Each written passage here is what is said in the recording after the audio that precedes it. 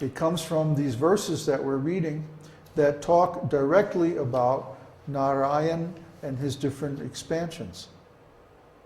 The principal evolver, who is both perceptible and imperceptible, is Vasudeva. The imperceptible part of the Lord is endowed with dual powers, and the perceptible with triple powers. Now, is this making a little more sense? The three powers are the Shri Shakti, Mother Lakshmi, with Sattva Guna, Bhu Shakti, Mother Earth, with Raja Guna, and Nila Shakti with Tamoguna. Apart from the three, the fourth kind of Vishnu, influenced by Shri Shakti and Bhu Shakti, assumes the form of Sankarshan with Tamoguna, Pradyumna with Rajoguna, and Aniruddha with Sattvaguna. So in other words, the Lord's energies in the spiritual world are two, internal and external. And in the external energy, there are three, goodness, passion, and ignorance. Okay, and in these various forms, he emanates these different energies according to the level of the creation, whether material or spiritual. And there's harmony there, there's symmetry there. I mean, it's really very beautiful. If I was more artistic, I would do some kind of a diagram with personal bodies instead of just a flow chart. But I'm not that talented. Maybe Krishna Prapti would think of doing some kind of a triptych, or, I don't know, a sextic with 6 panels showing all these different forms of the Lord. I mean, it could be done very beautifully, and I'm sure it has been done someplace.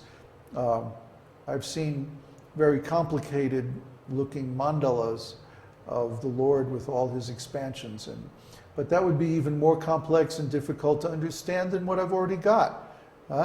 So let's stick to simple flowcharts for now. But anyway, this is the system behind Vedic astrology. That's why it's given in Bhagavatam. Sometimes people ask, well, if Bhagavatam is, the purpose of Srimad Bhagavatam is to describe the spiritual world, or how to attain ultimate liberation from material existence, then why is there such a detailed description of the material creation? Why do we need to know that? And that's the same question that Uddhava asked earlier. And the reason is because it describes the jail. If we're going to get out of the jail, we have to know how it's constructed. We have to know also, in even more detail, when the guards take their break, when they're on duty, when the bad guards are on duty, and when the easy guards are on duty, and where the loose bricks are in the wall, where the tunnels are and the secret doors. We need to know all this in detail, in so much detail that when it's actually time, we can take advantage of it to break out, get out of the jail. Actually, we can only get out of the jail if the warden wants us to. He'll arrange for the guards to be looking the other way. Then we make our break. So, in some sense, we're guided to leave this material world.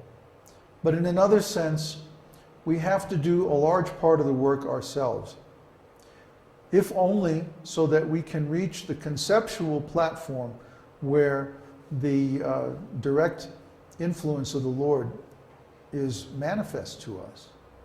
Just like we were talking earlier about becoming a musician. You have to go through so many experiences before you really find out what you want. And that's the spiritual side. On the material side, we have to understand how the material world is functioning so that we can understand where are the opportunities to get out. So both have to be there. Just like if we're going to escape from jail, we need some contacts on the outside to come and pick us up. So even if we get out of the jail, if there's nobody, if we're not, don't have any collaborators on the outside, then how can we make it?